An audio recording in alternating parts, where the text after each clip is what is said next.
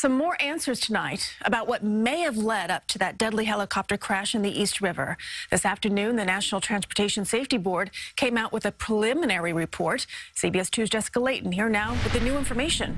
Jessica? Christine, Richard Vance is the lone survivor of that crash that killed all 5 of his passengers. While a full report on what went wrong could be a year away or more, this report includes an interview with the pilot, and it's the first time we're hearing what happened in his words.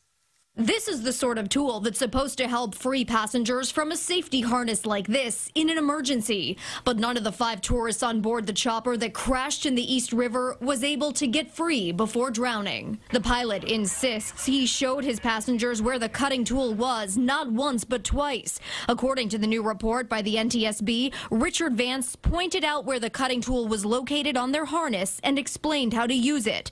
But this aviation attorney and helicopter pilot says in a life or death situation, that's not enough. There's just no viable way for them to extract themselves when they're upside down in the water.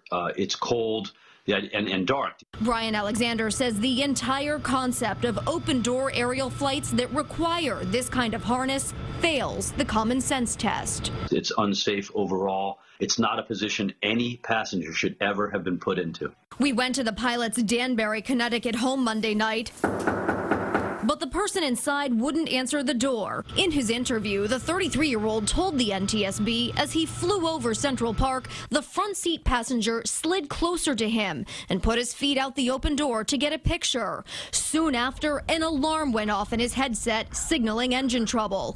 After deciding against landing in Central Park because of too many people, he continued the turn back to the East River and made his first distress call to air traffic control. But the problems continued when he reached down for the emergency fuel shutoff lever and realized it was in the off position, noting part of the front seat passenger's tether was underneath the lever, raising the possibility that passenger may have inadvertently tripped the switch. And yet another huge failure here. Upon impact, the flotation devices didn't work as they should. The NTSB investigation shows 3 floats on the left were more inflated than on the right, causing the chopper to sink and fill with water. In fact, by the time the pilot unbuckled his restraint, he was fully underwater. The FAA has since banned these doors-off flights. Christine.